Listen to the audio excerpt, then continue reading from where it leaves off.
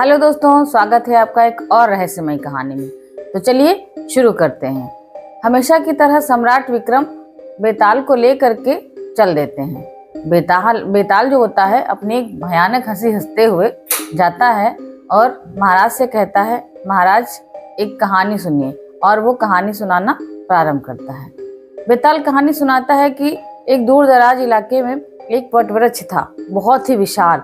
उसके नीचे जो है बहुत बड़ी छाया सी रहती थी, सभी लोग वहाँ पे रुकते थे। तो गांव वासी जो है बहुत अच्छा उनको लगता था, वहाँ पे वो आते थे, बैठते थे और विचार विमर्श करते चले जाते। चौपाल टाइप में लगती थी। गांव का मुखिया जो था बहुत ही अच्छा था, वो अपने गांव के सभी वासियों का बहुत ही ख्याल रखता था। ऐसे ही काफ़ी दिन बीतते हैं। एक दिन उसी जो पेड़ था वट का, उसके नीचे एक काली सी छाया दिखाई पड़ती है रात्रि के समय। जो वो छाया दिखाई पड़ती है उसके बाद जो है अजीब अजीब सी आवाज़ें आने लगती हैं। पूरे गांव में एक ऐसा सन्नाटा सा आ जाता है। जो विचित्र आवाज़ें सुनाई पड़ती थी उससे गांववासी डरने लगते हैं। तब मुखिया के पास जाते हैं, मुखिया से सलाह मशविरा करते हैं कि मुखिया जी कुछ उपाय करिए, ये क्या है, आखिर रोज जो है सन्नाटे को चीरती हुई भयानक आवाज़ें आती हैं, इससे हमारे बच्चे भी डर जाते हैं। इस तरह से जब ग्रामवासियों ने सब उनसे कहा तो मुखिया जी ने जो गांव के एक सबसे वृद्ध साधु थे उनसे जो है यज्ञ करवाने की सोची। जो साधु महाराज आए और वही वटवृक्ष के पास में ही हवन होने लगा, यज्ञ होने लगा। सभी ग्रामवासी वहां पे बैठे हुए थे।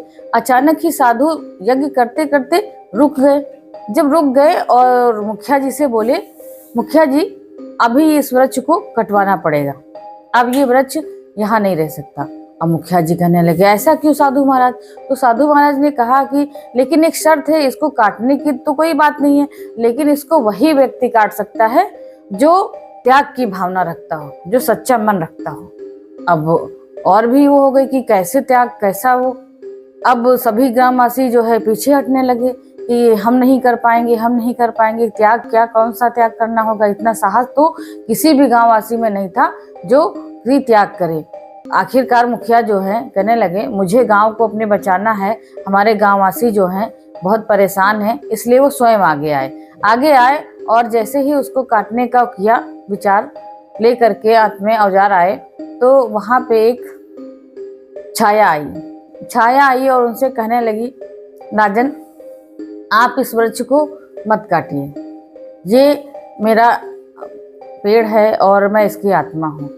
अब मुखिया जी सोचने लगे कि क्या किया जाए, ये तो बहुत बड़ी बात हो गई। तो वो आत्मा रोने लगती है, कहती है, जो स्त्री होती है रोने लगती है, कहती इसमें मेरी आत्मा बसती है, अगर आप इसको काटेंगे तो हम मर जाएंगे, लेकिन एक उपाय है, अगर आप इसको काटते हैं तो आपको सबसे प्रिय वस्तु अपनी जो है वो दान करनी पड़ेगी। अब मुखिया जी सोचते हैं कि क्या करें क्या ना करें। अंततः वो निर्णय लेते हैं कि ठीक है, वो मन में विचार कर लेते हैं कि मेरी प्रिय वस्तु तो मेरा पुत्र ही है और वो भी इकलौता है, मैं उसे ही दान कर दूंगा। फिर वो अपने निर्णय से अडिग रहते हैं और आते हैं यज्ञ जहाँ पे हो रहा होता है वहाँ पे खुद ही संकल्प लेते हैं कि मैं अपने प्रिय पुत्र की जो है यहाँ पे संकल्प लेता हूँ, इसको अपने इसमें यज्ञ में आहूत करता हूँ और अर्पण करता हूँ। ऐसा वो मन में संकल्प लेते हैं। उसके बाद वो वृक्ष काट दिया जाता है। वृक्ष काट दिया जाता है। सारे ग्रामवासी बहुत ही प्रसन्न हो जाते हैं, सभी खुशहाल हो जाते हैं कि वहाँ से वो जो भी था, वहाँ पे जो डरावनी चीज़ें हो रही थी वो सब होना रुक जाती हैं। लेकिन उसके साथ ही साथ जो मुखिया जी होते हैं वो एकदम शून्य में चले जाते हैं। उनके साथ जब ये घटना होती है तो सभी ग्रामवासी बहुत निराश होते हैं कि हमारे मुखिया जी को पता नहीं क्या हो गया। इतना सुनाने के बाद जो है बेताल पूछता है, महाराज बताइए, मुझे समझाइए कि ऐसा क्या था, किसका बलिदान बहुत आगे तक गया, ग्रामवासियों का या उस मुखिया का? तो ग्रामवासियों ने तो कोई बलिदान ही नहीं किया था, वो तो ऐसे ही थे, लेकिन मुखिया ने बलिदान किया था। तो इसका जो है अब सम्राट विक्रम सोचते हैं कि क्या उत्तर दूं मैं। बहुत विचार करने के बाद सम्राट विक्रम बोलते हैं बेताल से कि सुनो बेताल, जो मुखिया था वो नेता था उस ग्राम का, और नेता का कर्तव्य होता है कि वो अपने प्रजा की, अपने ग्रामवासियों की हित की बात करे। इसीलिए उसने अपने पुत्र का बलिदान दे दिया और वह जो है बलिदान करके उन लोगों के भले के लिए किया, इसलिए उसका बलिदान सबसे महत्वपूर्ण था। इतना आवाज उसकी जब सुनी सम्राट की, तो बेताल कहने लगा कि महाराज, मैंने कहा था आप बोलोगे और मैं पुनः चला जाऊंगा। तो बेताल जो है वापस उसी पेड़ पे चला जाता है। तो दोस्तों, ये थी आज की कहानी। मिलते हैं कल एक और रहस्यमय कहानी के साथ।